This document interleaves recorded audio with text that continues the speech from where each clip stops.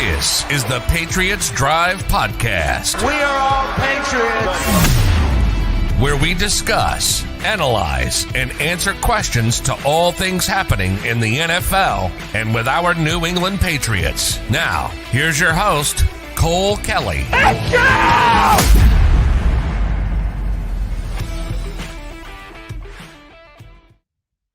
Hello and welcome into another edition of the Patriots Drive Podcast.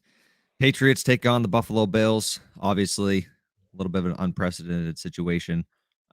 Damar Hamlin going down for the Bills this Monday night against the Bengals. Obviously, thoughts and prayers to him and his family. Got some good news about that today. He is awake, still can't talk. He has the breathing tube he's still using, but he's able to move all his extremities and communicate. He's writing things down, and first thing apparently he asked when he woke up was if they won. So good news that he seems to be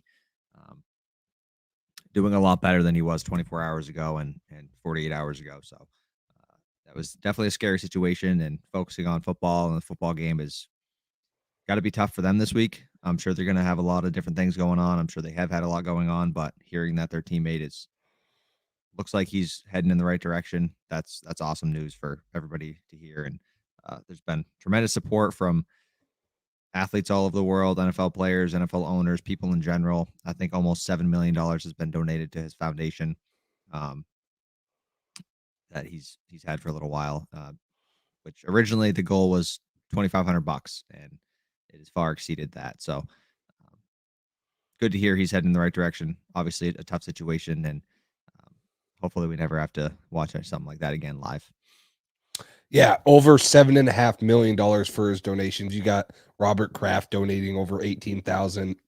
Tom Brady did $10,000. You got Jason and Devin McCourty, Lawrence Guy, Marcus Jones. You got a ton of Patriots players, and I'm sure a ton of Patriots fans and a ton of other NFL fans showing love for Damar Hamlin. So good news that we're hearing. Hopefully there's even better and better news throughout the week, and he continues to heal. I did read something today that the doctor said best case scenario is that he's the same Damar Hamlin as before the game ever started. So there's at least hope that he can get back to what he was, which is the ultimate goal, and the best possible news and stuff. So the game kind of takes backtrack to that, and we'll talk about it because it kind of brings up a weird situation. The NFL announced today that they won't be finishing out the game, and so there's some there's some weird things that could happen going into the playoffs because there will be a couple teams that don't have that 18th or that 17th game played, and Adam Schefter talked about that on First Take, which we'll get into later and kind of talk about that. But jumping right into it,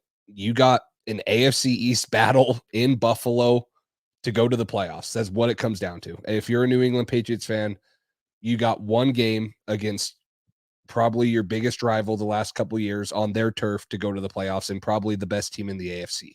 And so how are you going to respond to that? Are you going to come out, are you going to be excited, or are you going to kind of fall behind like we've seen in some of these other big games like the Colts of last year, the Bengals of this year, where it's just too little too late, and that's not going to be able to pull it. So it's going to be interesting to see how this team responds. Obviously, like you mentioned, the Bills are going through something tough, and the Patriots or the whole NFL world's feeling that, but there's going to be a game that's played on Sunday, and how these teams come out is going to be super, interesting to see, because this is the talk of the NFL, and it's so heartbreaking to, kind of focus on a game right now with what's going on with the Damar Hamlin situation. Yeah, absolutely. I mean, I can't imagine what those guys are going through, seeing their brother getting literally revived in front of their eyes. And it's just great work by all the medical staff and everybody in general to get him to a place where he was able to be transported quickly and efficiently, and was taken care of right on the field right then and there. The doctor said that the CPR that was administered and the defibrillator or whatever, the AED, the AED that was used, all that stuff, all the medical care he got on the field saved his life. So everybody who was a part of that whole situation, the whole operation, did an absolutely incredible job. And the fact that he is where he is today, and he's at least awake, can communicate, can move everything, it's awesome news. So you got to feel for the whole team, everybody who was involved in the situation. T. Higgins too. I've seen him getting heat for, like, I thought that was ridiculous. The kid's probably just torn apart right now from what he didn't do anything. It was a normal football play, but I'm sure a normal human is going to feel like absolute crap and feel like they're responsible for that somehow. And that's just, I don't feel like that's right. So just tough situation for everybody involved. So I think this game could go one of two ways. I think the Bills could maybe be a little distracted because they have a lot going on. It's been an extremely tough week, and just trying to go out there and play football after what happened last time you stepped on the field could be an incredibly tough thing for a lot of those guys. Or they could rally around the situation, and this is what I think is going to happen, and you're going to get the best version we've ever seen of this Buffalo Bills team. And I really think that's what this is going to be, because what happened on that field, what those guys went through, I think it's only going to bring them closer, and I think they're going to fight for Damar and his family like they said they wanted him to. And I think we're going to see this team come in ready to steamroll somebody and ready to prove a point and show something. And I mean, they're also playing for playoff seeding, like you said, with the whole it might come down to winning percentage. They want that one seed. And if they don't have the one seed and we don't have the bye, like Schefter talked about, then it's going to come down to winning percentage in general, and you're going to want to play the worst team possible. So the Bills are coming in looking to win this football game. And we were kind of hoping that it wouldn't come to this and they would have the one seed locked up, I guess, so that they would rest their starters and we could sneak into the playoffs. But it's going to be a battle. And if this team can go head to head and somehow upset this Buffalo Bills team that has all the motivation in the world and is going to come in ready to go, that will be, in my eyes, deserving of a playoff spot and at least go in and try to shock somebody else. You know what I mean? So I'm looking forward to it. I think it's going to be the toughest challenge this team has faced all season long. This Bills team is going to be ready to go and motivated. And if you can beat them, I don't know. If you can beat them, then maybe you can make some sort of crazy run in the playoffs. I don't see it happening. I think we might get steamrolled, but it's gonna be a different game for sure. Just all the emotions and everything going on. Especially, it's not like we're just playing, I don't know, the Cardinals this week. We're playing Buffalo, who this just happened to, and so it's going to be certainly. I'm sure there's going to be ceremony pregame. It's going to be acknowledged, and we'll see what ends up happening. Yeah. What's up, Chance? Cole, this is my brother. Chance? I'm just kidding. I'm an only child. Chance, my last name's Jace, or my last name's Campbell too. So I'll claim him as my brother. So okay. I thought because it looks like Chase, so I was like Jace. It might be Chase. And Jace. Yeah, it probably is Chase. I didn't even read it right. So Chase Campbell, Jace Campbell. Hey, we're close enough, man. We're a Pats fan. We're a family right here. No, but no, you talked about, like, you give probably the best team in the AFC East, who already had a chip on their shoulder after what happened last year in the playoffs in the overtime loss. Now more motivation, and not that it's motivation that they wanted. No team should have to have motivation the way that they're going to have it with Damar Hamlin. But can you imagine that crowd in Buffalo? They're already crazy. There's going to be some sort of moment of silence, or some sort of the University of Utah, when they had their two players die, they do a moment of loudness now. And it's between every third quarter, and they just let their fans scream at the top of their lungs. They did it at the Rose Bowl the last 2 years. They did it at the Pac-12 championship. They literally just let them scream as loud as they can as they play a tribute video. There's going to be something. The place is going to be electric, and it's already a tough place to play in. And like you mentioned, there's seating on the line for the Bills, not just the Patriots. And it's kind of interesting. Adam Schefter said this on First Take. I don't know if you heard this. I screenshotted it because I just read this like an hour ago, but it's obviously he said it this morning. So there's two scenarios that could happen in the AFC. One of them is that the number one seed chooses between home field or the bye, and the number two seed gets the other. So because one team's going to have one less game, so the Bills and the Bengals are going to have one less game, the Chiefs can either choose to have the bye or get home field advantage throughout the playoffs. And then the number two seed would get the other one that they don't choose. Then, or it can be if Buffalo and Kansas City play, or Buffalo and Cincinnati, or Cincinnati and Kansas City play in the AFC Championship game, the game will be played at a neutral site.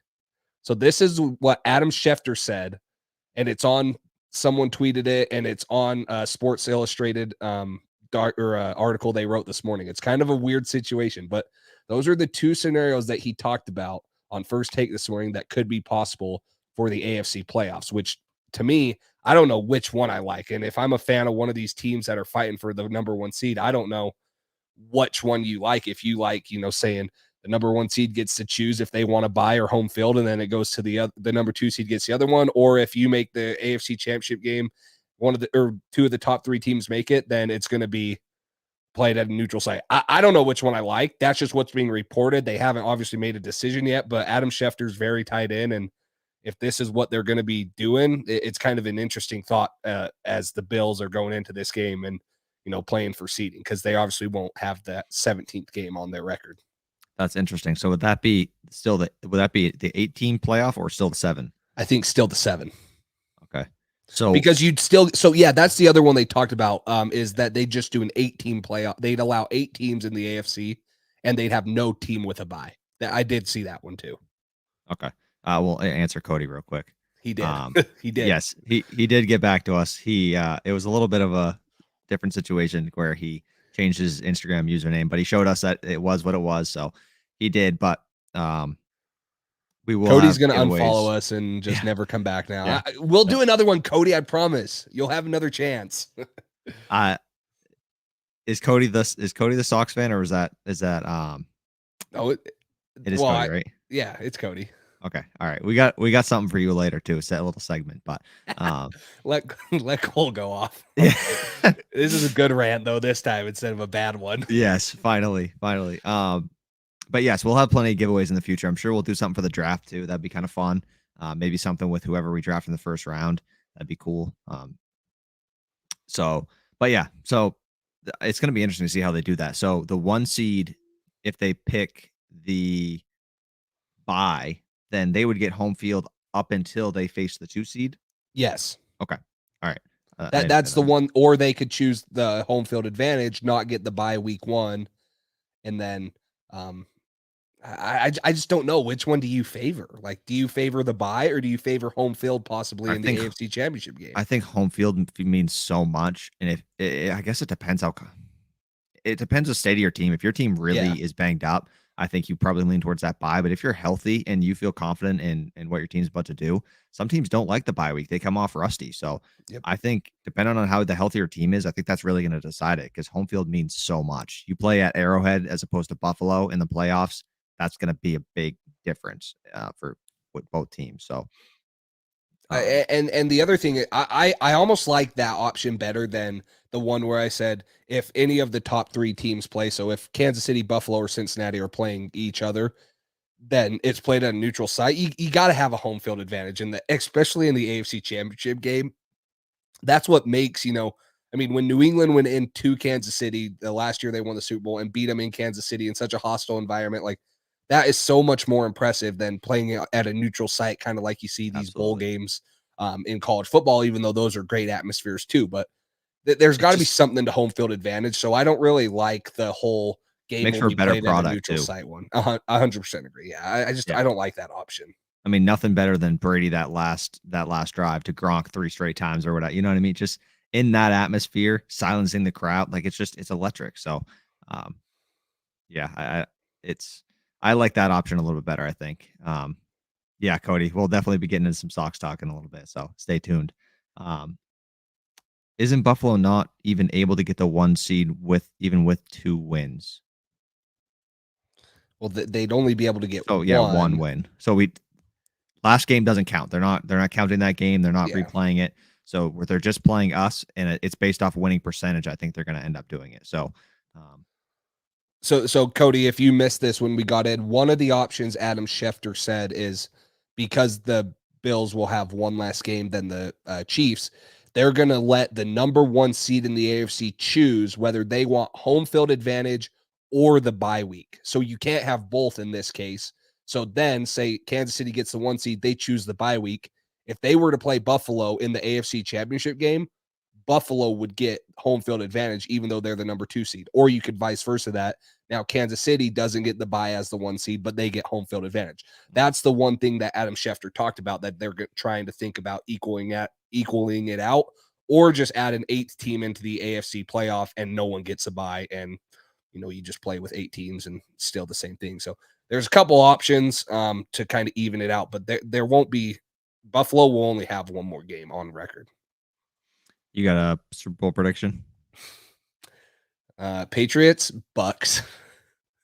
You imagine realistic? What are the odds of Hey, that right now? If you bet on that right now, last year it was at one point people thought it was going to happen. like 2 weeks into the season, 3 weeks into the season. I really think if Jalen Hurts comes back fully healthy, they're always a tough out. And San Francisco, you just can't rule San Francisco out. So I like those two out of the NFC. And I wasn't sold on Cincinnati until I watched them play the Patriots, and just watching how Joe Burrow has chemistry with every single one of his receivers. I think they're going to be a tough out again too, but the top 3 teams in the AFC are going to be, obviously Buffalo and Kansas City. I don't think there's a clear cut, like there's not a favorite in my opinion. I think anyone can beat anyone out of the top 3 teams in both the AFC and NFC. So it'll be an interesting playoffs in my opinion. I agree. I think this definitely adds some fuel to Buffalo's fire. Just they're going to be motivated, but Cincinnati's great. Kansas City's great. I think Niners, Eagles is going to be the NFC Championship, and I really want to take the Niners. I don't know if Purdy's got it. I don't know if Purdy can take them that far, but I don't know. I really like the Niners. I like what they have going. Debo getting healthy, that offensive line, that running game. Elijah Mitchell's going to be back, so him and CMC. I mean, that team's gross. If I have to say one right now, I'm going to go Niners. I think I might go. I think I might go Bills Niners. I knew you were going to say it. I knew it. I don't know. You're going to say it. I really didn't think the Bills were going to go to the Super Bowl. I don't know. Just the Red Sox, 2013. Nobody expected that team to be anywhere near where they were at. They were in a rebuilding type year. They still had some talent. They had Ortiz. They had some other big names. Boston Marathon happens. Obviously, that's a tragic event. It's a little bit different. This is still a tragic event, but it's a different type of tragic event. And they go on a run, and it's just how it goes sometimes. You know what I mean? These teams, motivation is a crazy thing, and it is. Momentum. And when a whole team can get behind one goal like that, and you have those different things motivating you, it can do crazy things. So I don't know. I think they're going to use this as fuel, and I think it could take them to a place that they may not have gone before this. Yeah, they're going to be motivated for sure. So, MA football guy, what's up? If you didn't see the end of last video, you were a sliver away from winning the giveaway. If you haven't watched the end of that, go watch. You're literally a sliver away from winning it. I thought I actually said MA football guy, and then it like kept going, and it wasn't you. So sorry. we thought you won it, but it just barely went to the next person. But it was close. So, well, let's kind of get into the preview. Obviously, a lot of other things surrounding this game, but hey, look at this real quick. Look at this real quick. This is what, like, can you not see it already? I can see it because the NFL's rigged. Just kidding. No, I can see it. I mean, and obviously, if that's the case, if in a month and a half, if DeMar Hamlin's healthy enough to walk out, that's a great story, and I think we all hope that's a great story, and that would be the only reason I cheer for the Bills in the Super Bowl is because he's healthy and he's able to be there, and and he won't be playing, but he'll be able to be there and stuff, and that's all that matters. So, but let's get into the breakdown. So, we talked about it. Just a win or go home game, for the Patriots, and obviously we'll find out what other things there are in the NFL for the playoff picture, whether they're going to put 8 teams in the AFC or whatever. But let's just kind of start off with you, Cole. What do you think some of the keys are for this game, and what's going to be tough for the Patriots to kind of stop? Because the last 2 times we've played Buffalo, the last 3 times we've played Buffalo, we've really looked just outmatched and outclassed in almost every category of the game. I mean, it's tough when you got Josh Allen on the other side and just Judon Uche. I mean, he got a strip sack on him last time. That was a big change. Our offense has to take advantage of any mistake like that. Allen has had struggles in the red zone. He's been a little bit better lately, but you got to contain him. You can't let him keep beating us with his legs.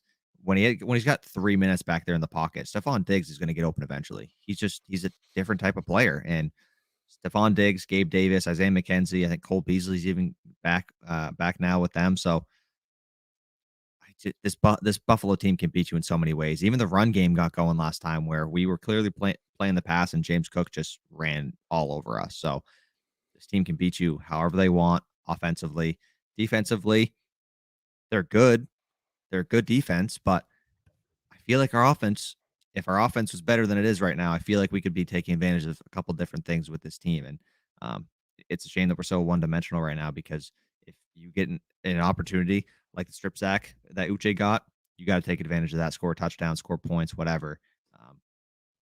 But you got to build momentum off that. And if you win the turnover battle, it gives you a shot at least against this team. Got to keep scoring. Got to keep getting defensive turnovers, or a touchdown would be great. Again, that'd be awesome. I don't know if I see that this game, but a touchdown on defense would be huge and certainly up our chances of this being competitive. Yeah, and the huge thing about that too is you're talking about a team that in New England that's literally last in the NFL in red zone scoring percentage, and you're playing at Buffalo, who is top 10 at 60%. You're sitting at 41% as the Patriots, and that's a huge difference going against Buffalo.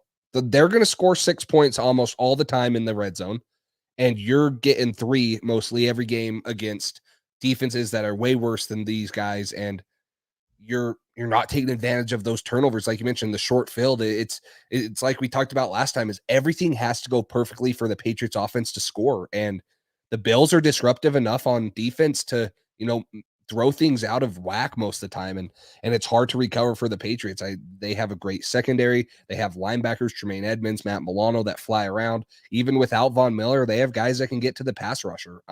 So it's a scary defense, but the story about it is the offense. You talk about the two offenses in the NFL that are superior. It's the Kansas City Chiefs and the Buffalo Bills, and they're both averaging the most yards per game. And can New England slow them down enough for their offense to keep track? I really don't think they can. And we haven't seen their defense been able to slow them down the last 2 times we played them. A couple weeks ago in the regular season, and then the last time we played them in the playoffs, it was just Buffalo did whatever they wanted, whenever they wanted. And even though it was closer this season when we played them, it's like we talked about this too, is Buffalo, I felt like they never broke a sweat. They're just like, we don't care. Like, oh my gosh, we strip sack, that's fine. If we wanted to, we could march at 80 yards down the field. They felt like they were kind of toying with New England's defense at times. And it's kind of demoralizing to see. And now you have to go in and win a must-win game in Buffalo, who's outside of the AFC East. It's one of the hardest teams to play against at home. And now it's a divisional game. It's for the playoffs. You got the DeMar Hamlin situation. There's a lot of factors into this that make it, seem far-fetched for New England to go in and pull off an upset. It's tough. This would be the second year in a row that Buffalo would have ended our season unless we get a few things to go right outside of this. But you pretty much got to win and you're in. And we're lucky the Jets are in this division, because if it was just Buffalo and it was just the Dolphins, I mean, Tua's like 4-0 against us. Buffalo's beat us like 4 straight times. I mean, we got a tough division, and this team's got to learn how to play against them eventually. So what better time to do it in a must-win situation? Playoffs on the line. Go up against this team. If you want to make the playoffs, you got to earn it, and this is their opportunity to earn it and show that they belong with the rest of this group. I don't think they're going to win this football game, but if they can prove they can go up in Buffalo with all the circumstances going on and upset this team, they deserve to be in the playoffs, and maybe they can sprinkle more of this magic dust they have into the playoffs. And you look at it and you say, if New England can go into Buffalo and beat them, because I don't think that Buffalo's not going to be resting their starters. This will be a legitimate win if New England goes in. Then maybe they deserve to be in the playoffs. Maybe, they'll surprise some of us. But like I said, you beat Buffalo, and who you probably playing next week in Kansas City. So now you're going to probably the second, or maybe the hardest place to play in Buffalo second, or vice versa. But who do you like our chances against better? I think Kansas City. I do too. I think Kansas City. There's been more success of Bill stopping Mahomes, and maybe it wasn't even stopping Mahomes. It was just Brady being there to, kind of carry the offense. But there's been more examples of Bill being able to beat the Chiefs than, come close, and the outlier 3-pass game for the Patriots to win. So I think I like my chances better against the Chiefs, but that's if we get to a Chiefs game next week and if we pull off an upset this week in Buffalo. We have more success stopping Travis Kelce than Stephon Diggs and Josh Allen and company. So I would rather face the Chiefs. So if this team can sneak into the playoffs and you get the Chiefs the next week, hey, you just beat Buffalo, so why can't you come in and do the same thing against the Chiefs? That would be my mindset. I don't think this is what's going to happen. I don't want to get anybody's hopes up like we're going to be going and win a Super Bowl this year. But if this team can come in and beat this team, I think it's going to prove a lot and show a lot to those guys in the locker room and say, hey, we can compete with the best of them if we just came in and did this against this team. Yeah, and it could be one of those situations where you beat Buffalo in Buffalo, you're going into playoffs. You got some momentum behind you. There's not much momentum behind this Patriots team, but you go beat the best team in the AFC, in my opinion, in Buffalo to get into the playoffs. Now you got some momentum behind you. You got some belief behind you. Who knows what it can do? You talk about momentum. You talk about belief. Kind of in the DeMar Hamlin situation where now you have motivation. Well, the Patriots won't have that type of motivation, but you'll have, you'll say, hey, we can do this. We did it once. We can keep doing it. And we've seen magical runs. TCU in the national championship, unranked this year, had no draft picks last year. Like sometimes all it takes is some magic. And next thing you know, you're making a Super Bowl run. Now, I don't know if that happens, but it will sure be interesting to see if New England goes in and beats this Buffalo team, how it propels them for the rest of the year, and if it gives them some hope and some confidence going into the playoffs, because they will be a playoff team if they win this game. Yeah, exactly. So momentum is a crazy thing, like we talked about. It can all it takes is a little, and that can start rolling and get you to go places. I know I keep talking about baseball, but that's one of the biggest sports is like whatever team gets hot at the right time, the best team does not always win in sports. That's just not how it works. Whatever team is hot at the right time is usually the team that goes places and wins. And even if they don't make it all the way, the Red Sox a couple years ago, nobody thought they were going to be where they were. They got hot. They started going absolutely berserk. They ended up leading the Astros in the series 2-1 at one point, and it looked like they were going to go to the World Series and maybe win it all until Laz Diaz blew a fucking call in the ninth inning with Nate Eovaldi on the mound, and it wasn't strike three, and then they scored like 12 runs. Well, anyways, the team that gets hot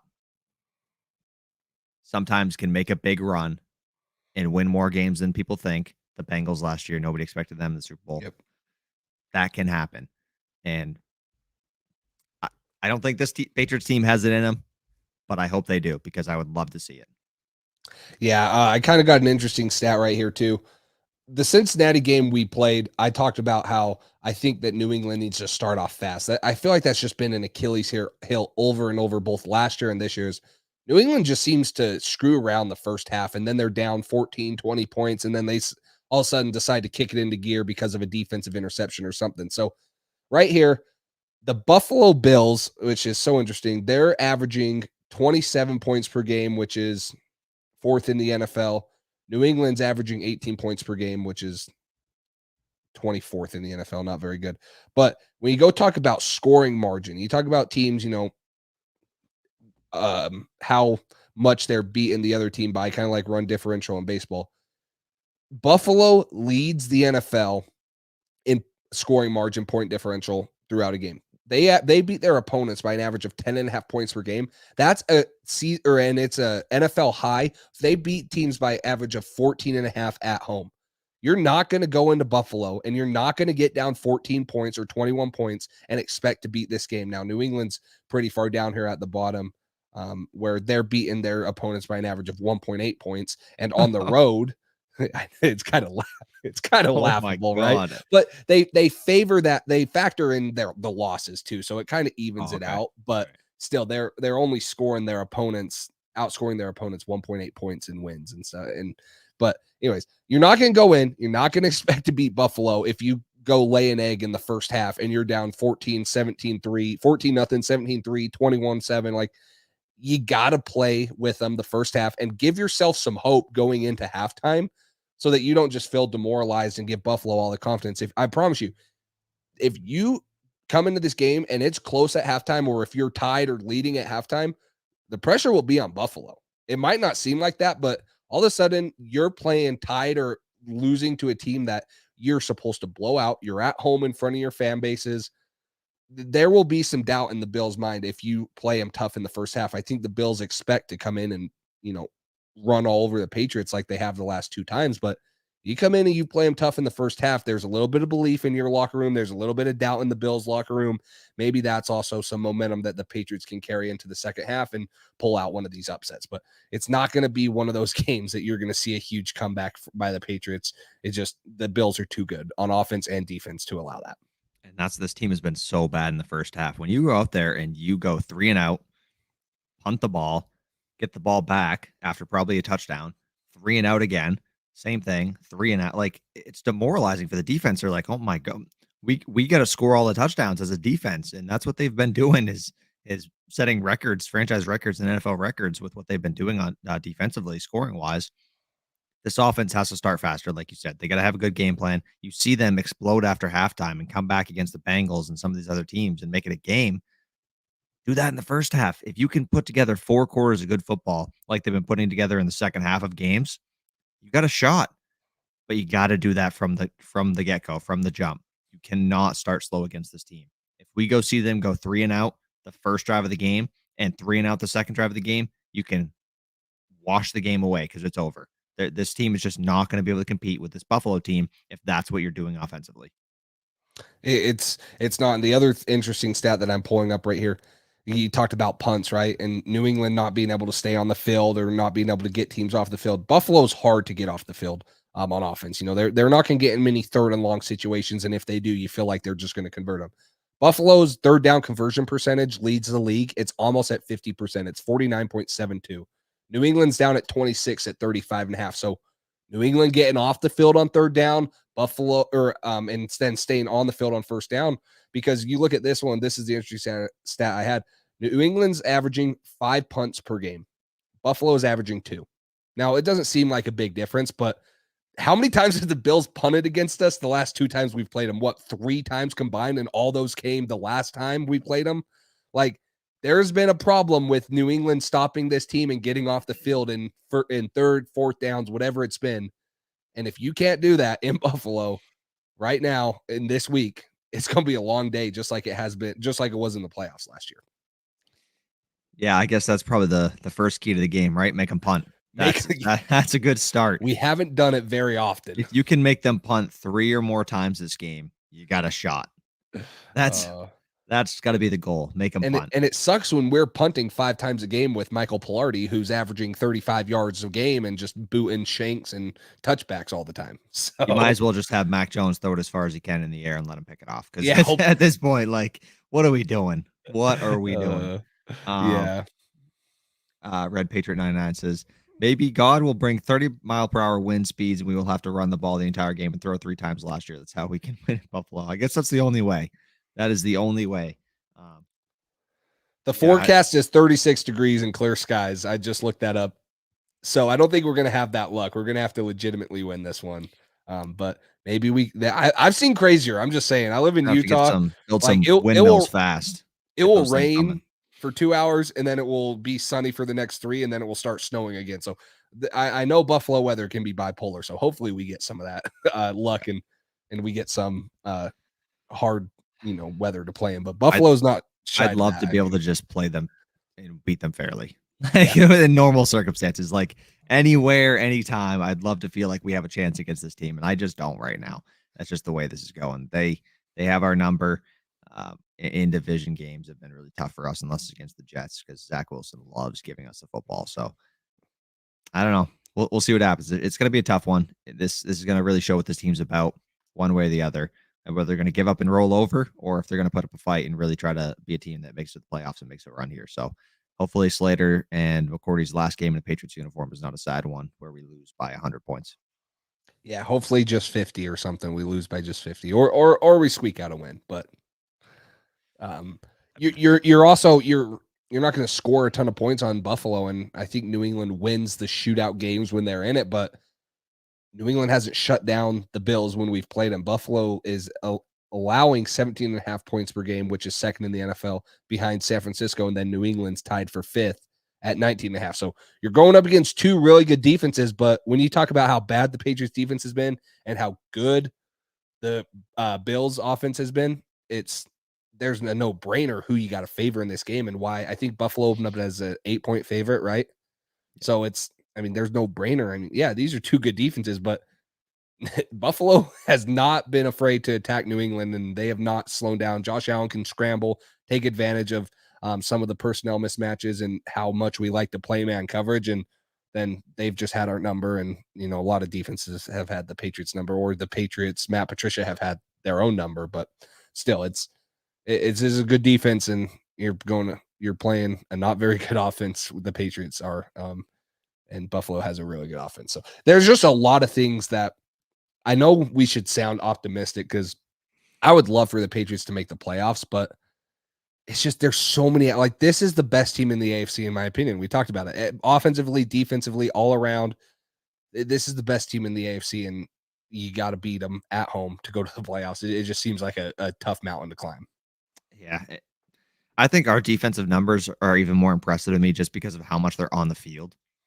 They have to be on the field so much more often than the Bills defense, because the Bills, they usually go down, drive the whole field, score a touchdown, and then they're leading, makes the other team one-dimensional, and it's easier to play defense that way. When you're the Patriots, your offense goes three and out. You get about 36 seconds of rest on the bench before you have to get up and play a whole nother drive. It's tough doing that an entire game. Red Patriot, he did not make it official, but he was on the field for quite a long time at Gillette Stadium that last game.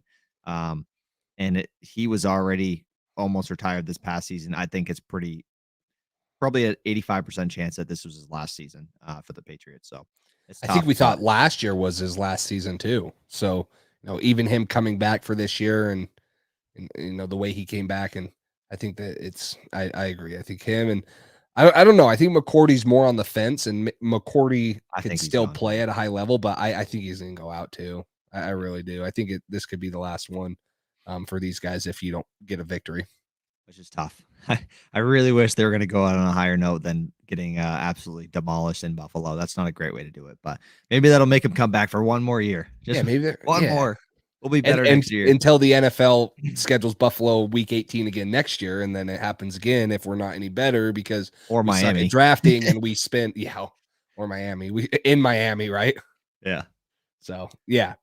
We'll see that those will be kind of big storylines to follow, not because they're world breaker of players, but you lose those two guys in the locker room, and a lot of leadership, a ton of leadership, and the most veteran guys on this Patriots team. That's kind of the last homegrown Bill Belichick type of players. And now you're kind of in the new age. You talk about in college basketball, you hear like the blue chips versus the blue bloods. And you got like, those are kind of the blue blood guys. Those have been in the Patriots locker rooms forever.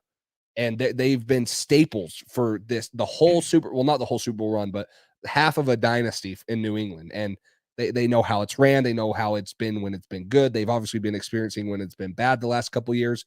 You remove those two guys, now you're relying on a ton of these new bloods, Mac Jones, Matt Judon, some of these guys that haven't been in the Patriots system long, still good players, but now they have to start establishing a voice in the locker room, and it's just a whole different leadership. And it'll be interesting to see, who's going to take those guys' places, because like you mentioned, those are, other than Brady, I can't think of two better leaders in the Patriots locker room the last 10, 15 years. Yeah, they've been staples for this organization. And I think that's why Slater has pushed so much this past season for Mac to be a more vocal leader and to really take this team by the reins and show that this is his team. And he said it over and over again. He's talked about how he keeps telling Mac to be more vocal and take control of the team. And Mac has said it as well, that he's been pushing for that. So I think this is going to be his last year. I think he's trying to pass the reins, kind of teach Mac some things, show him the ways. And I don't know. It's tough. Like we talked about last episode, Juwan Bentley's been a big leader for them. He hasn't been here nearly as long as Slater or McCourty, obviously.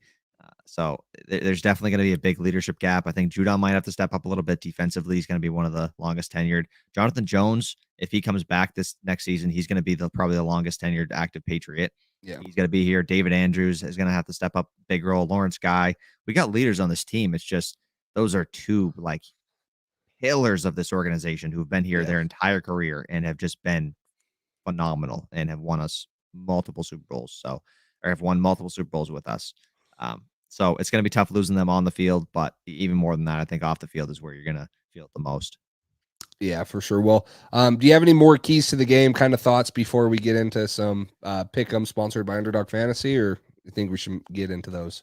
No, we can hop into those. All right. Before we hop into that, we're gonna throw a quick ad on here from our sponsor, Underdog Fantasy. Make sure you guys sign up using our code. You guys can get your first deposit matched. Real quick, guys, we'd like to thank today's sponsor, Underdog Fantasy.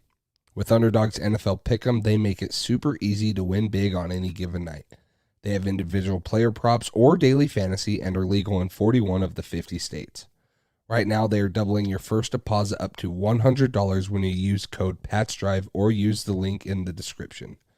All you have to do is select higher or lower and submit your wager for as low as $1 to win anywhere from 3 times to 20 times your money. You can also compete against thousands in Underdog Fantasy's daily fantasy tournaments ranging anywhere from football to baseball to basketball. Whatever sport it is, there's a tournament for you. Now with Underdog's Pick'em Insurance, you can still win money even if one of your picks does not hit. So head over to UnderdogFantasy.com or download the Underdog app. Make sure to use code PATCHDRIVE or use the link in our description to get started today. All right. Well, thank you to Underdog Fantasy for doing that. Like it said in there, if you use code PATCHDRIVE at checkout, you get your first deposit matched. They've been great to work with. And we're going to bring you guys some over-under picks brought to you by Underdog Fantasy. So there weren't any lines up yet for the Bills. So these are all just going to be Patriots lines. Let's start off with the quarterback, Mac Jones. They have him at 216.5 passing yards, over or under. I'm going to go over because we're going to have to throw the ball if we're going to be down. I don't love it. We haven't hit this. It's not very consistent getting this much passing production with this offense, but I feel like we're going to have to throw the football. You know what I mean? You can't just, I think the Bills are going to take some time off the clock, but I think we're going to have to get here if we want any shot. And even if we don't have a shot and we're down by a lot, you're going to have to throw the football. So I'm going to go over.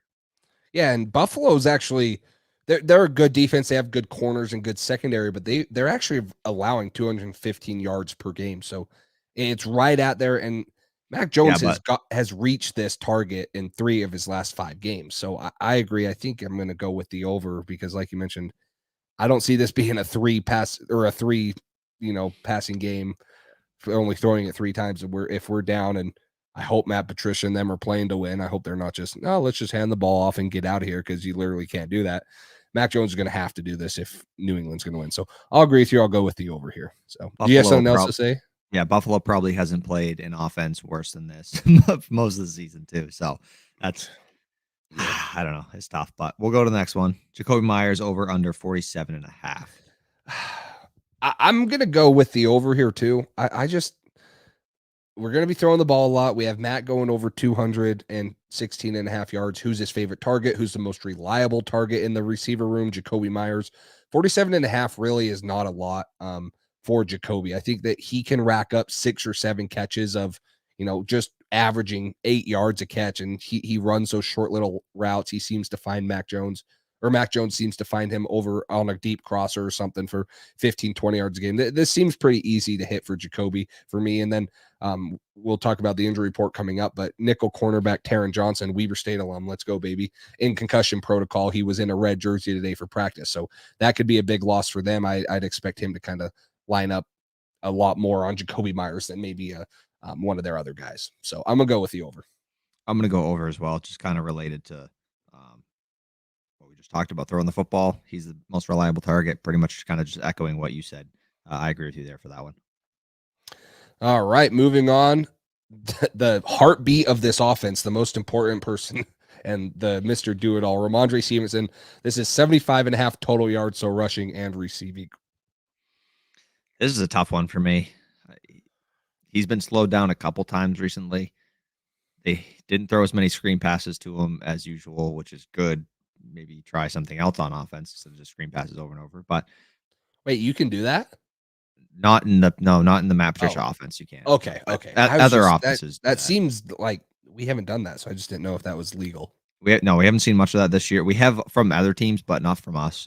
Okay. Yeah. Okay. No. I'm gonna have him go over though. I don't know. He's such a good player, and I think Damian Harris will start to be more involved. He looked good in flashes last week, but just Ramondre, he can break this in 2 different plays. So I'm going to go over.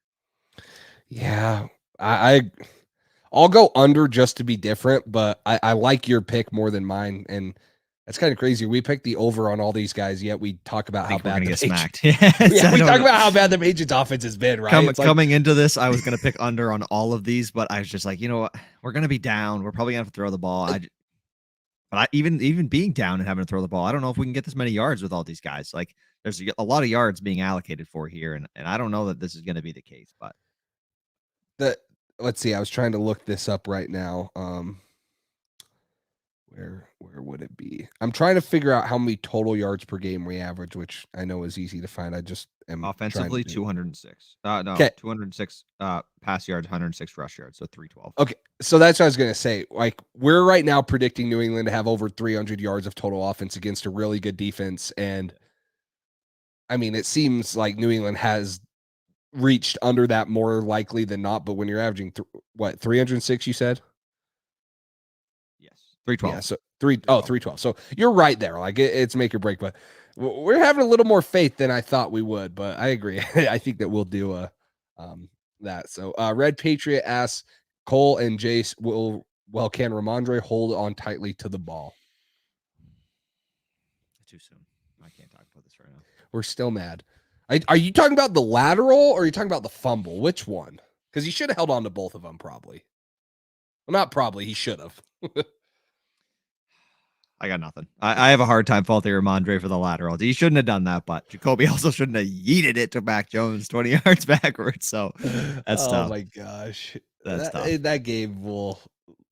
I can't go down in history. It's gonna be the next Miami Miracle where we have to hear it on a commercial every fucking day. Forever. Someone called it the Sin City Stunner, is what I saw it being called. The Sin Awesome. City Stunner, and we had to witness that. And it's not even like the Miami Miracle. New England went on. No, they that's Brady's last year, so they lose to Tennessee, right? The next week, or did they go on to win the Super Bowl? That was 2016. So they go on to win the Super Bowl. So you're kind of like, you're making fun of us. We won the Super Bowl, you idiots. Yeah, this year we're probably going to miss the playoffs, and now you got to make fun of us and rub that in our faces. So it's not even like we can mask that. 2018, sorry. So yes, we did win the Super Bowl that year. Yeah, so that would have been the last Super Bowl. So, but let's hop into the injury report right here. We'll start with the Patriots. Do you have any updates on that? You usually find it better than me. I have it pulled up, but just Devon Godchaux out with an illness today, didn't participate. That's going to be something to monitor as far as the run game goes, and he's been pretty solid this year. Jacoby, shoulder, we saw he re-aggravated that this past game. Devontae Parker has been back from his concussion. Same with Jonnu Smith. Jonathan Jones is limited with his chest injury. Jalen Mills limited with a groin. Miles Bryant, Marcus Jones, and Brandon Schooler all limited with different injuries. So bunch of different ones. Devon Godchaux looks like he's going to be the one to watch out for, seeing how it's Thursday night and he didn't practice today. And as far as the Bills go, they have Roger Saffold, their guard, resting. He didn't participate. Jordan Poyer with a knee injury and / rest. He didn't participate. Josh Allen, Dawson Knox, Jordan Phillips, Matt Milano, Tyler Dodson, and Teron Johnson were all limited as well. Yeah.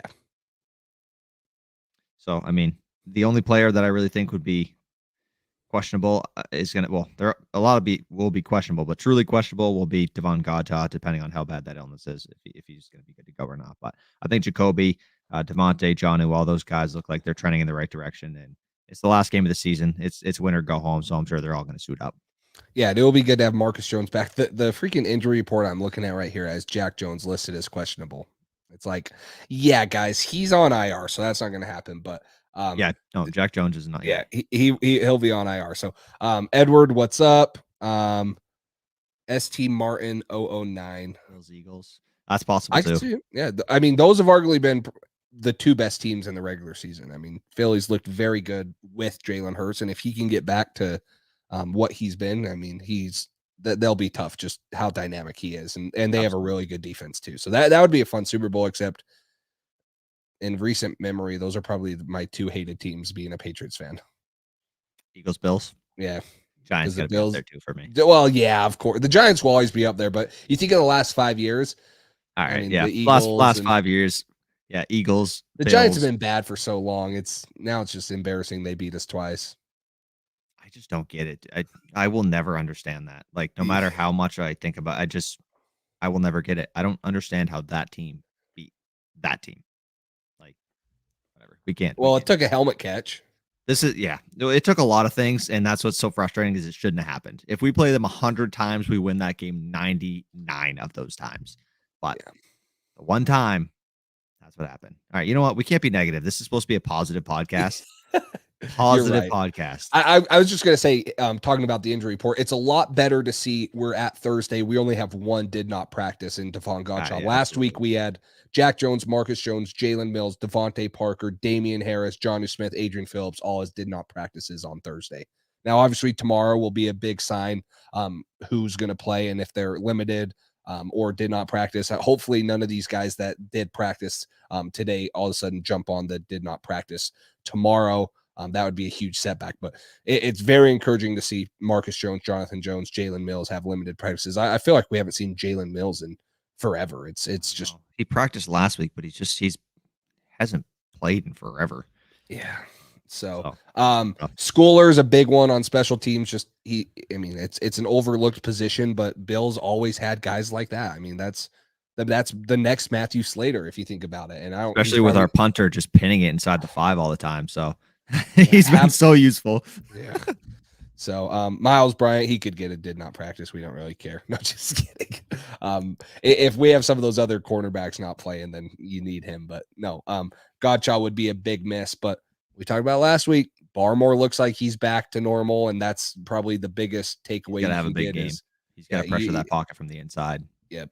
If next year you can have a fully healthy Barmore and Uche and Judon can continue to do what they're doing, I firmly believe that this is the first time in a while New England's been top 5 in sacks, in my opinion, right? Like, I just can't remember us getting as many sacks as we've had now, having Matt Judon be one of the top guys there, and then Josh Uche, the emergence of Josh Uche. But if you had a fully healthy Christian Barmore, I think he's so capable of having close to double-digit sacks and almost leading the defensive tackles in sacks, and he'll be a huge key because right now, quarterbacks and offensive lines are so worried about the edge pressure. Well, now you got a big guy and twitchy guy like Christian Barmore that can push the pocket from the middle.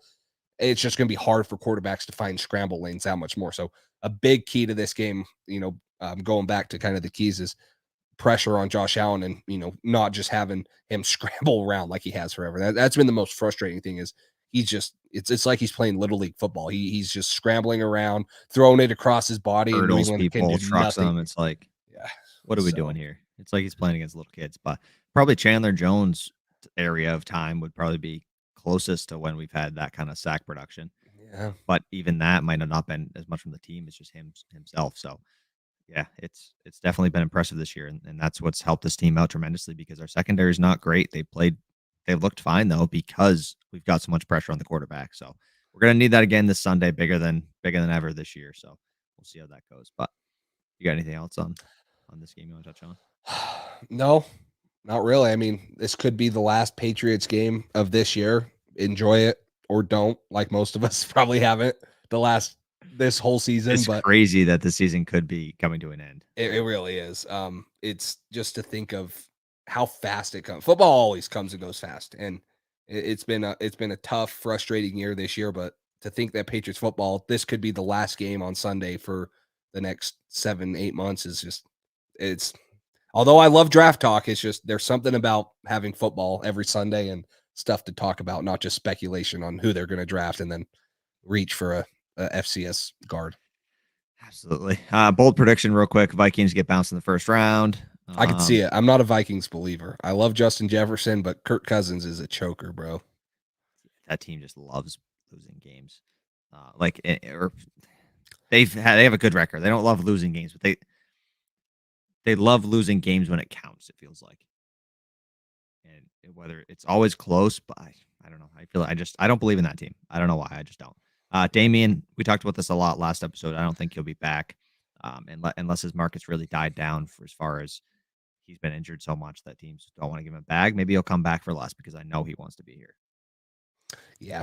And it just the writing on the wall with drafting 2 running backs just seems and they've looked good the last couple of weeks with Damian Harris, the injury concerns that he's had and all this stuff.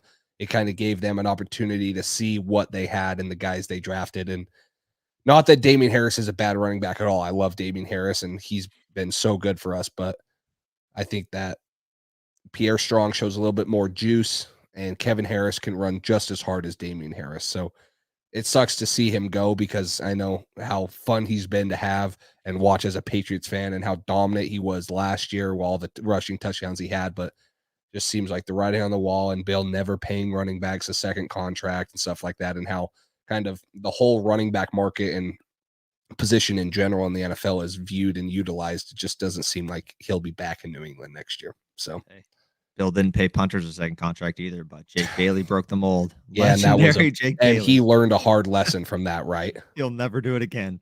Yeah. All right, that's it. We've delayed it long enough. You cannot delay it anymore. I know you don't want to talk about it. Oh, you made an overlay for it. Okay, it's back in Boston. 11 years, $331 million, baby. He's here to stay. He ain't going to the Cubs. He's not going anywhere. He's getting traded to the Cubs. No, he's getting traded to the Cubs. He's not going anywhere. He's here to stay in Boston. Franchise cornerstone player. The Red Sox finally paid a homegrown talent, and we kept somebody. Our team's still going to suck this year, but guess what? We got Devers for 11 more years. I can't wait. I love it. 26 years old. He's going to be here for a while, so I'm hyped about it. That was awesome news that I got the other day, or that came across the whole Twitter sphere the other day. So we had to talk about that. Jace, what are your thoughts, huh? What are your thoughts? Hey, I'm happy for you. I mean, I talked about it. I'm glad that the Cubs did something and signed. Hey, you guys got Dan. You guys got a couple guys. It would have been awesome to have Devers. I don't think I ever believed it. It was just something I was hoping, but I'm happy for you guys. I mean, I can cheer for the Red Sox. I mean, I'm a Patriots fan. I don't hate the Red Sox. Fenway, when I went to a Patriots game, I visited Fenway and toured it. It was actually the day that you guys signed Pablo Sandoval, and he was on the field while we were like walking around the bleachers. And Fenway's cool. Like there's nothing I hate about the Red Sox. They're not the Yankees, so I could cheer for the Red Sox in the AL. So, and Devers is, I mean, after you guys kind of screwed after you guys kind of screwed Xander and all the rants that I've heard you go on, I'm glad this is a positive one, you Red Sox fans. So I mean, it's been so frustrating. It's like we're acting like we're the Pittsburgh Pirates and just can't pay anybody, or the Oakland A's, and it's like you're the fucking Boston Red Sox. This team is worth a tremendous amount of money, and you're not going to pay. First John Lester, then Mookie Betts, then Xander Bogaerts. Now Rafael Devers, you're going to let go to. Like, who are you going to pay? If you're not going to pay a 26-year-old superstar, who are you going to pay? So I'm glad it's Devers. I'm glad he got the money he deserves. And it feels like this gives a little bit of hope that, hey, maybe they will, because we hadn't seen, this is the largest contract in Red Sox history. Yeah. Maybe they will give out some of these deals. Maybe they just don't want them until they're 40, like Aaron Judge, like Xander Bogaerts. His contract goes till he's 41. Like, that's just setting yourself up to be in a bad spot financially when at the end of the deal. Devers, he's going to be 36, 37 years old. That's not that bad. Not that bad at all. So I love the deal. I'm excited about it. And they have some money to spend next offseason and the offseason after. And there's some big name free agents. Do I think they get them? Probably not, because I'm shocked that they actually paid Devers, and they'll probably say, hey, we paid one guy. We're not going to pay anybody else. That's it. But it at least gives you some hope. And it's like, hey, we don't have to talk about this all year. I don't have to be miserable all year. At least we know we have one guy who's going to be the rock of our franchise, and we can build around him and go from there. So I was super excited about that. Yes, I made an overlay. I'm making a Jazz overlay next episode. It was it was too big of news to not talk about and not bring up on here. I was too excited. You got some people in here that aren't baseball fans. Edward, Red Patriot, Ashton said he was, but what are your guys' favorite teams outside of the Patriots? Because I'd say, all right, guys, you know what? You don't have to kill my vibe. I'm excited. Let me be fucking excited. I'm sorry if you don't love baseball. I give 5 minutes of excitement on here. We talk about the Patriots every week, 2 times a week. Give me a few minutes to talk about the Red Sox. Jesus, come on. No, let me know what your guys' other favorite teams are. I mean, it's kind of interesting because football's my clear number one. Do you agree? Like the Patriots, and then football. Yeah, football is definitely number one. Yeah. But baseball's right there. I mean, my first love for a sport was baseball as far as playing goes, and I had to stop playing because a few elbow surgeries later and all that stuff. So you would have been in the league by now. I mean, I probably would have been the guy getting the $331 million contract to be. Well, I'm glad you're here with me. To be honest. Yeah. So, I mean, lucky for you, I had a couple surgeries and here I am. You know what I mean? So you guys get to hear me twice a week, every week. Well, I was too short and too slow to play football. So lucky for you too. It both worked out. I was 5'11" instead of 6'1", and not 240 and I was 225 and runs a 4.8 instead of 240 and runs a 4.5. So we both got screwed. Yeah, exactly. Basically, what we're saying, guys, is you're talking to Tom Brady and you're talking to David Ortiz right here. So that's about what we're saying right now. Yes, there you go. So Edward's a Warriors fan. Oh, golly. Come on, man. What? Are you from? Where are you from? I mean, is it Warriors because Steph Curry but Cody, super excited. He says everyone can leave. It's you and his time. So exactly. I heard you guys are jumping on the Sox Drive podcast after this. Yeah, so. Cody, this is our solo time right now for this podcast. This is our special episode together. So I am extremely excited as well. I am shocked they did it. I thought Devers was traded. I thought he was going to be traded for sure.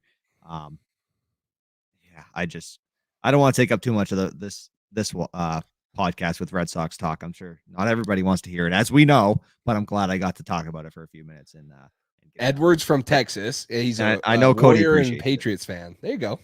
Yep. And hey, I can't say anything because I'm from Utah and I'm a Patriots, Cubs, and Jazz fan. Now, obviously, the Jazz are the only pro team we have, but I can't say anything about you not. I mean, that's fine. So, sports fans almighty. Providence Friars? No, it's like the Fire. Yeah. Gosh, I forget how to pronounce it. I've never heard of that before. No, it's a college basketball team. They were good last year. Okay. They're good. Providence is good. So, okay. Ashton's a Lakers fan. Lakers, Braves. So you're happy about baseball. North Carolina, I'm assuming. Braves in a great spot. That's the kind of answer. Dansby Swanson. Except for that, but kind of touching on Ashton's point here and Cody, like where do we go from here? Following the Braves model of locking up young talent early. I mean, you saw the Rays do it with Wander Franco. I mean, he was ridiculous his rookie season. Excuse me. And then he got a big deal, and that deal is going to look great down the road. Like, he's locked up for a long time. I would love to see Brian Bayo have a great season, extend him long term. Same with Tristan Casas. I think that'd be a great starting point. And then once guys down the road like Marcelo Meyer and some of these other guys get up into the system, do the same thing. Because if you can lock those guys up young and you're confident they're going to keep progressing, you're going to have some guys on really good deals where you can add superstar talent like a Shohei Ohtani or Juan Soto. Like you can do stuff like that when you have the financial flexibility. But I would love to keep Casas, and maybe you trade. Maybe you make a trade with the Marlins for a guy like Pablo Lopez, get a starting pitcher. That's really what this team needs at this point is top end starting pitching. We don't have that right now. We got question marks in Chris Sale. I think Brian Bayo is going to surprise a lot of people. I think he's going to be a really, really great player for years to come. So I'm excited about the talent that he has. And then outside of that, you got question mark at Garrett Whitlock. He hasn't pitched over 100 innings. He's had a lot of injuries. I don't love that he's not going to be in the bullpen, but our bullpen looks good. And then you got James Paxton, question mark. And then we just signed Corey Kluber as well. So we got a lot of question marks in that rotation. And then you got Nick Pivetta, another guy who's so up and down. So that's probably enough Red Sox talk for today for everybody else. But I'm sure Cody's also a Michigan football fan. So that's rest in peace for him. Is that because of Brady? Probably. Or were you a fan before Brady ever came to the Patriots, or like what's the Michigan ties? I know that's a historic program. It's probably a Mike Onwenu thing. I would guess. Oh, you're right. Uche or Josh Uche. Or Josh Uche. Yeah, there you go. Or Chase. No, it's Chase Winovich. That's what it is. Oh yeah. I know all of you guys are fans of Arizona State in here because of N'Keal Harry. I'm surprised we haven't seen more people say that. Oh, he went to Michigan. That's cool. Okay, that's Friars. Cool. All right, Friars. MA football guy. My apologies. I don't know how I don't know how to read. I guess I'm a little slow sometimes. It's all right though. Cody said he went to Michigan. So okay, good. that's cool. That's wicked cool. That'd be a fun place to go. So, but we should probably wrap it up. We're just bull crapping now and just having fun, which is not bad sometimes. But anyways, this is our theme song. This is the Denver celebration music. We got anything else good on here? Ready? No. The soundtrack on StreamYard is horrible. Feeding the ducks. Here we go. This one's actually kind of vibey. This is gonna be This me. is not much of a celebration one. When though. we come on and we beat the Bills, this is gonna be me. You're gonna dance to this. Yeah, what's up, boys? Just beat the Bills, smoking that pack, you know. Yeah, this is gonna be me. So no, hey, but none of that. None of that. Can't have that. No, thank you guys all for listening, all the support. Hopefully this isn't the last week. Obviously, we will have a post-game show no matter what, whether it's Sunday after the game or Monday or something. Hopefully you guys are all in here for that. And then hopefully we're talking about playoffs, the wild card round next week as a preview, and we're not into draft talk just yet. So play, stop, drop, roll. That's not. I don't think they have that one. I can dance to it. If the Patriots win, I'll dance to it. They have 1, 2, 3, 4, 5, 6. They have 8 different little bits of music you can play, and none of them are good at all. They're all pretty tough. You can add. Oh, I guess you can add music. Maybe we'll add that for next episode. Red Patriot, tune in after next week. If we win, maybe we'll have a little. We can't upload music. We keep getting copyright claims because of the intro music, and Cole literally includes the license number. So if you're listening to this YouTube, that's some crap. And he emailed you. Your customer support's crap. Cole's been putting the license number in there. He got it from a non-copyright site. Still get flagged, and we have to fix it every time. So I'm not messing with no music. I don't get it. Yeah, I don't understand that, but we'll get it figured out. We'll get it all sorted out at some point. Yep. Appreciate you, Red Patriot. MA football guy Cody Ashton, Sports Almighty. Let's see who else is always in here. Edward. I remember Edward from the offseason. I haven't seen him as much, but good to have Edward back if he's still here. I do as well. Cody, this question really needs to be asked to Jace here because he's the only one stopping this from happening. We could have Red Sox Drive episodes coming out, but Jace is Debbie Downer over here. No, I'm a Cubs fan. I don't want to talk about the Red Sox. It's like, come on, man. Like, hey, let's just start an MLB one in general, and I'd be down. Yeah, but I don't want to talk about the Yankees, like, unless I'm saying we can exclude them. We can exclude them. All right. Okay. If we talk about the 29 MLB teams, exclude them, throw them on an island by themselves in the depths of the ocean. Cody will volunteer to call in. There we go. We need to start having. We've talked about this. We need to start having some of you guys call into this show. We'll probably experiment it with it more. For some reason, we had a ton more live viewers, and when we're doing mock drafts and stuff like that, which is explainable. Like a ton of people want to come in and watch that stuff more than a game preview that you can just go back and watch. So we'll experiment with some call-ins too. So during the draft or something, because we had a lot of people during that live reactions to the pick. Maybe we could do that next year. That'd be kind of cool. Yeah. Collins as well. He'll be there every week. Yeah, Jace, what are we doing here? I mean, come on. Why don't we just get on you? Let's just call 98.5 and just start doing their I don't want to call 98.5. I want to say whatever the hell I want on here, and I want your reactions.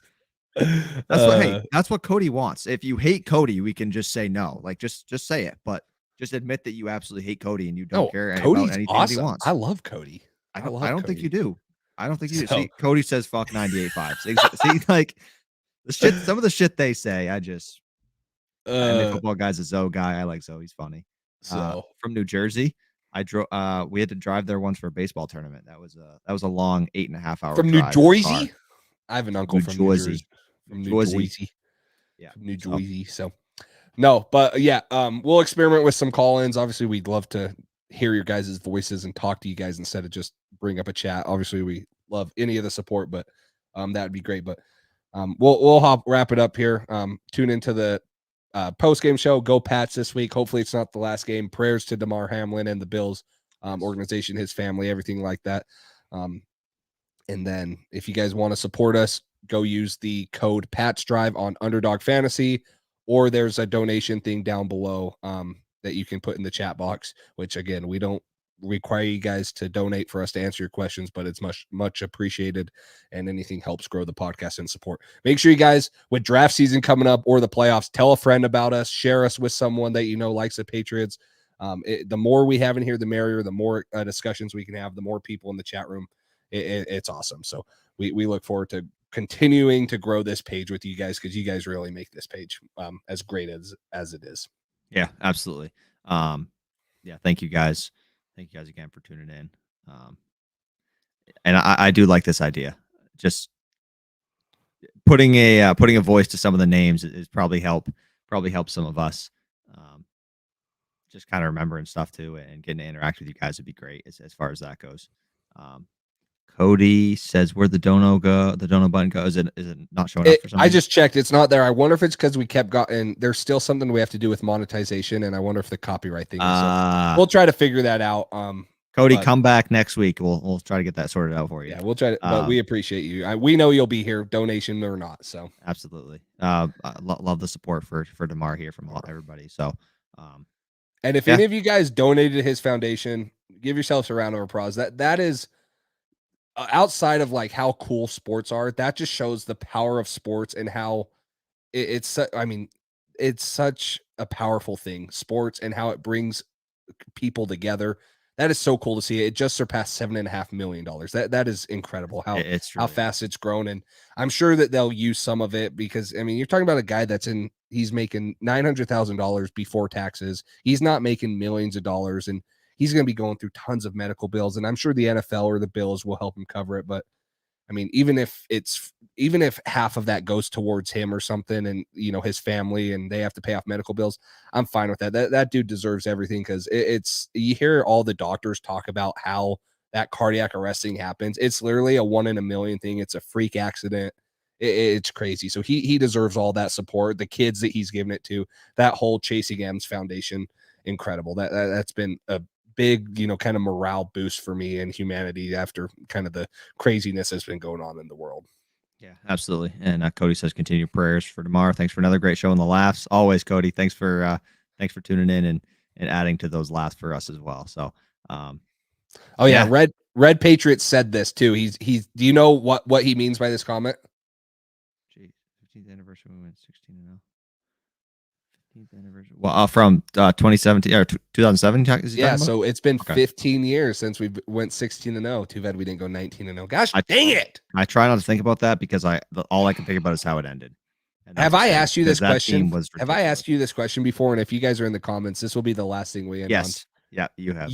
Would you guys trade 2 of our Super Bowls for that one undefeated year? Cole says yes. I say yes. So we would only have 5 Super Bowls, but one of them would be the 19-0 year. Would you guys trade 2 Super Bowls for that one? I say yes. I would. Which 2? I would say say the first one against the Rams and the last one against the Rams.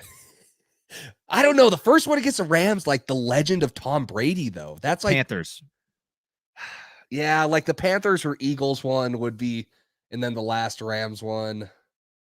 Obviously, you wouldn't trade in the Falcons one. You're not getting rid of the Malcolm. Yeah, it would be one of those ones. It's tough. I mean, Cody says no because obviously getting 6 ties you with the most Super Bowls. So it's hard to give it away. Nobody's ever gone 19-0. Exactly. That's more historic. And I hate it that the only team that's gone undefeated is the damn Miami Dolphins, and we have to hear that. So it's all the time. Yeah. So.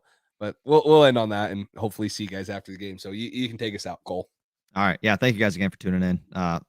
Prayers for DeMar. Appreciate you guys. Like, comment, subscribe, all that good stuff. Keep DeMar and his family and the Bills organization, all those guys in your prayers. At the end of the day, it's bigger than football, and we've seen that this week. So that's been awesome to see. So thanks again for tuning in, and we will talk to you guys Monday night after the game. Thanks for listening to this edition of the Patriots Drive podcast. Follow us on social media to stay up to date with all things New England Patriots. Make sure you tune in to the next episode and check out patriotsdrive.com for more great content. 7 year on to Cincinnati.